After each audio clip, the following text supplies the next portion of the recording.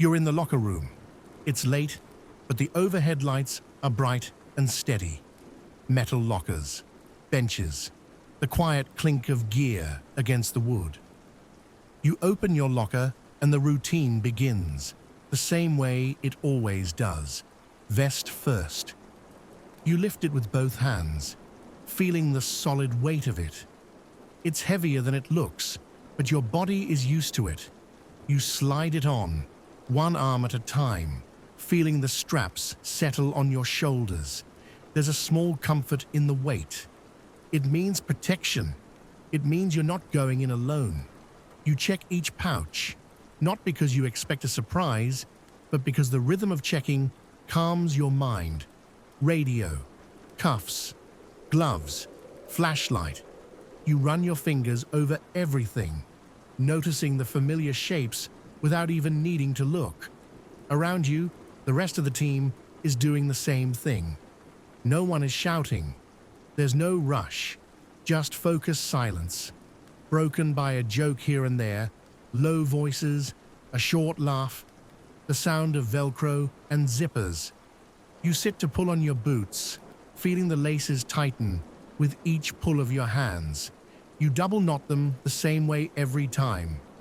Tiny habits that make big moments feel a little more under control, helmet. You lift it, turn it in your hands, and slide it on.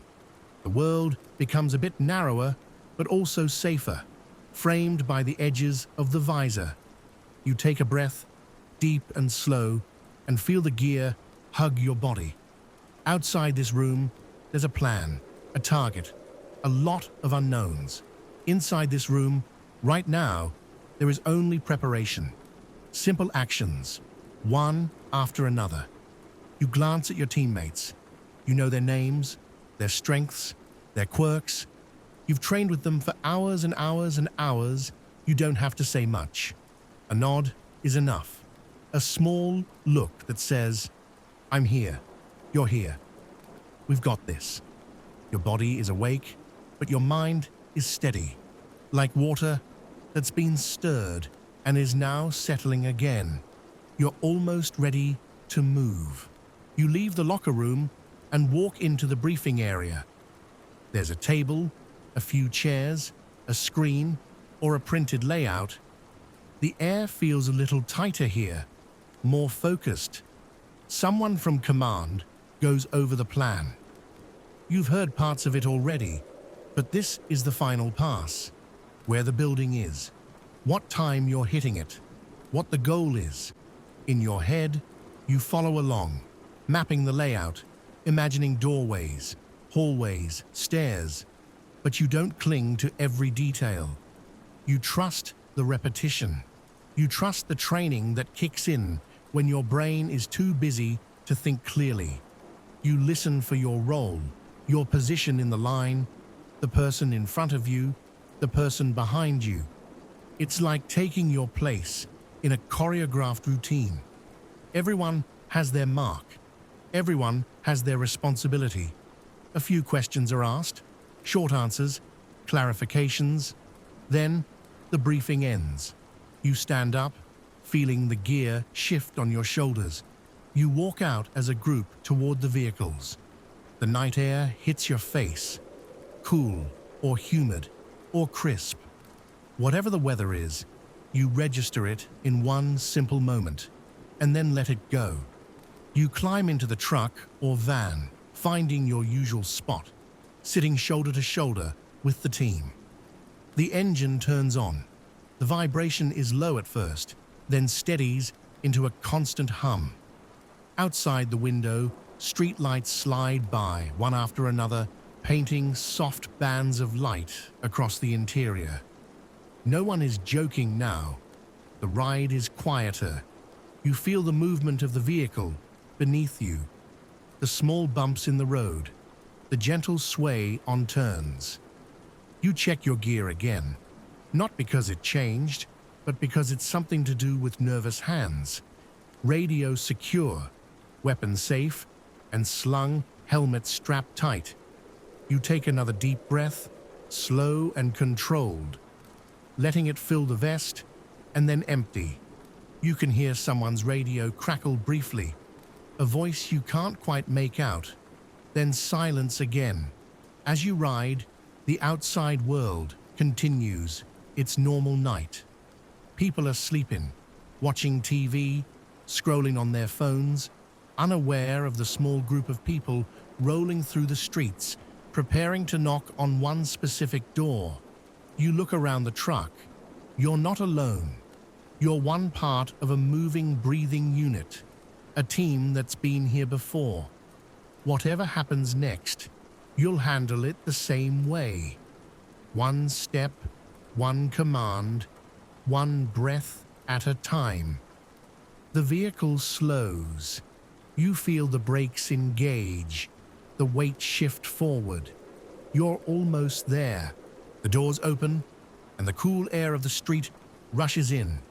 You step out, boots hitting pavement, knees bending slightly to absorb the movement. The world feels narrower now. You only care about a few things: your team, your surroundings, the building ahead. You move into position, not rushed, but efficient, like you've done 100 times in training. Footsteps are quiet, but you can still hear them, a soft rhythm of rubber soles on concrete. You take your place in the line, feeling the presence of the person just in front of you and the one just behind you. There may be distant noises, a car passing, a dog barking, a TV through a window, but they're all muted, far away from the small circle of focus you hold. You wait for the signal. Waiting can sometimes be the hardest part. Your heart beats a little faster, but your breathing stays steady, in and out. You notice the tiny details you usually ignore, the texture of the wall next to your shoulder, the way the porch light casts a soft yellow glow over the railing, the faint smell of rain on concrete, or dry dust, or cut grass. You shift your weight from one foot to the other, just enough to stay comfortable, just enough to stay loose. You feel the strap across your chest, the fabric of your gloves against your fingers, the subtle tightening in your stomach that always comes right before something begins. Someone whispers a last check. You answer quietly. Everyone is ready. Seconds pass, but they feel longer. This is the thin stretch of time where anything could happen next, and yet nothing is happening at all. You've learned to live in that stretch, to accept the unknown, to trust your preparation, to keep your mind from racing too far ahead. You listen for the word, the signal. Until then, you just breathe, anchored in this exact moment, on this exact patch of ground, with this exact group of people beside you. The command comes, short, clear. The moment you've been waiting for arrives, and your body moves almost on its own.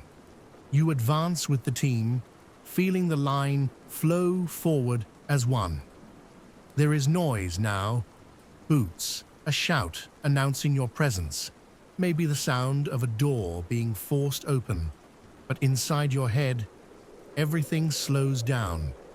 You see only what you need to see, where your teammates are, where your feet are going, what your hands are doing. Training takes over. You're not inventing anything new. You're following patterns you've practiced over and over again. You check corners, move when you're supposed to, stop when you're supposed to, communicate with simple words, hand signals, glances. The goal is always the same: control, safety, nobody getting hurt if it can be avoided. Time feels strange here. Sometimes it feels like everything happens in a few blinks.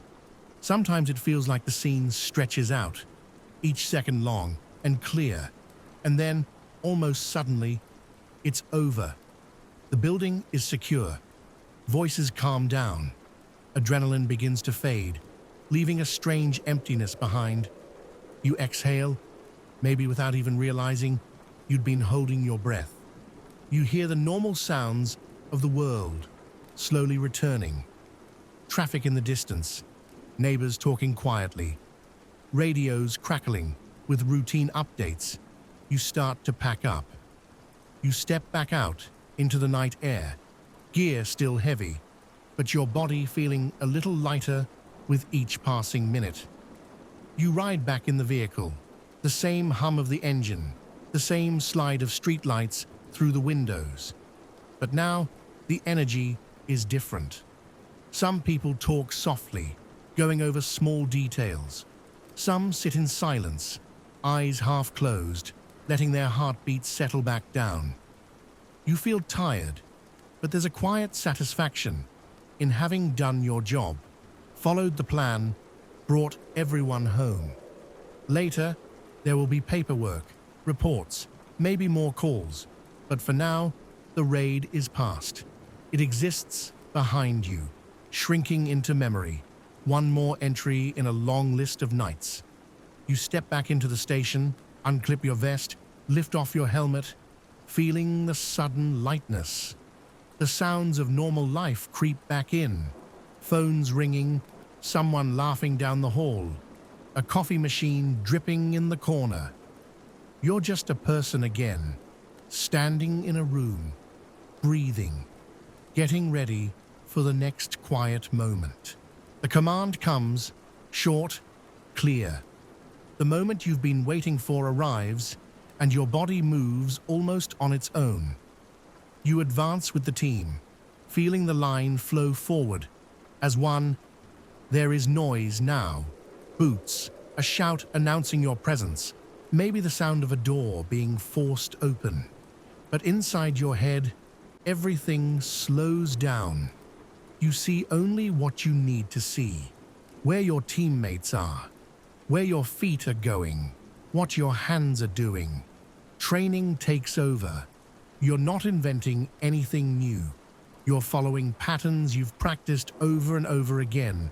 You check corners, move when you're supposed to, stop when you're supposed to, communicate with simple words, hand signals, glances.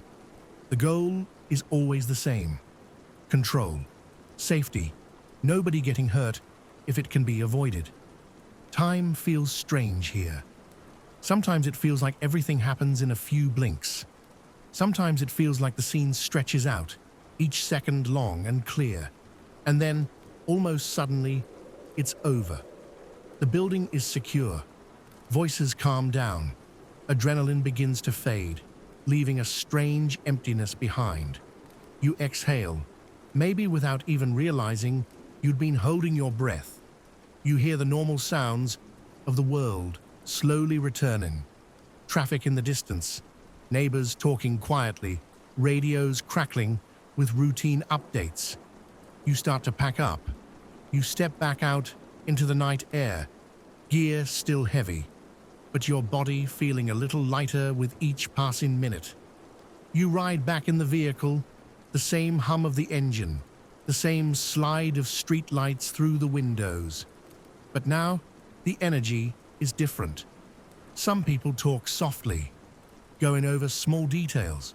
Some sit in silence, eyes half closed, letting their heartbeat settle back down. You feel tired, but there's a quiet satisfaction in having done your job, followed the plan, brought everyone home.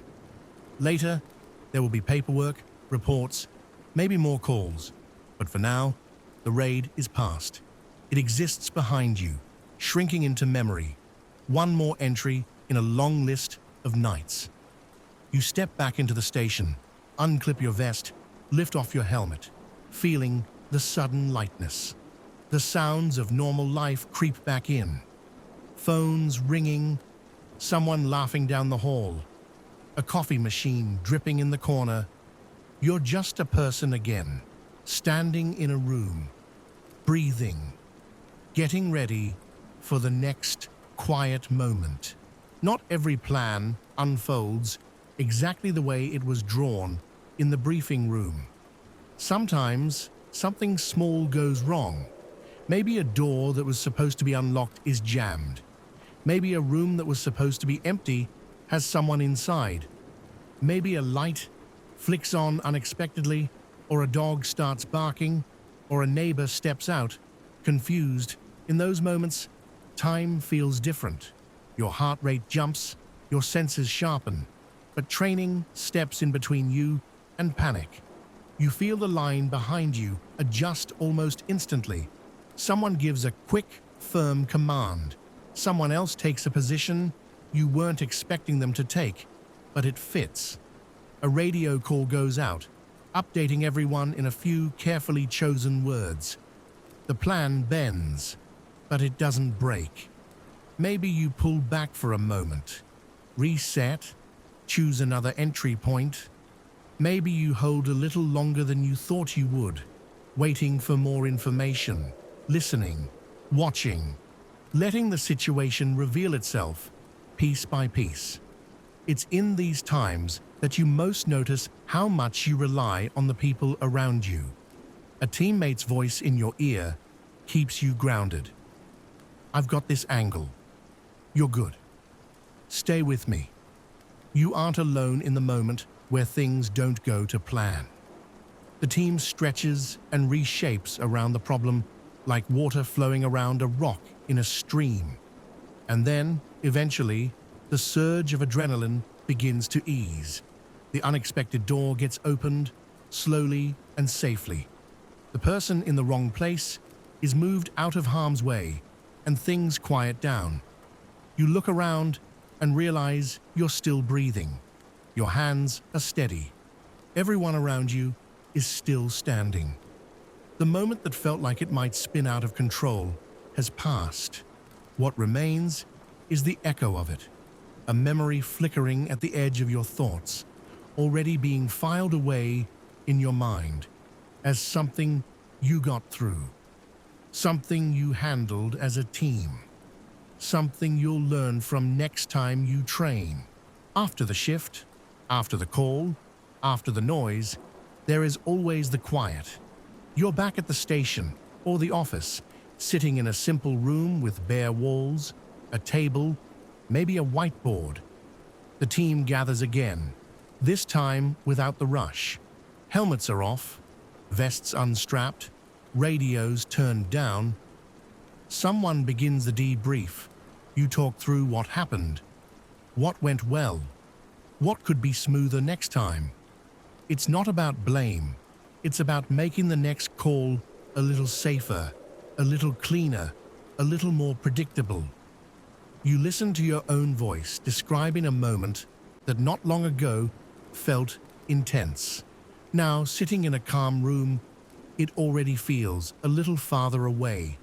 You see it like a scene on a screen, instead of something you're still inside of. The debrief ends.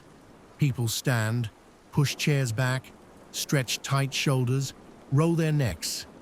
You head for the lockers, start peeling off gear. The weight comes off your chest.